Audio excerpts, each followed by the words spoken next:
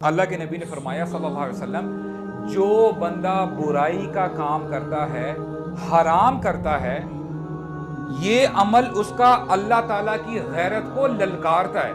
हम अल्लाह ताला का दिया हुआ खाते हैं, अल्लाह ताला का दिया हुआ पहनते हैं, अल्लाह ताला की ज़मीन पर चलते हैं, अल्लाह ताला के आसमान तले हम चलते हैं. ना जाने कितने गुनाह करते रहते हैं हम सुबह से लेकर शाम तक. ज़मीन को कितना बुरा लगता होगा, कितना गुस्सा आता होगा कि हम अल्लाह की ज़मीन पर चलते हुए अल्लाह की नाफरमानी करते हैं और ज़मीन कहती होगी अल्लाह ताला को, ए अल्लाह आप मुझे हुक्म दे दें, मैं अभी शक हो जाऊं और ये मेरे अंदर धंस जाए. आसमान कहता होगा, ए अल्लाह आप मुझे हुक्म दे दें, पत्थरों की बारिश बरसा दूं इस शख्स के ऊपर.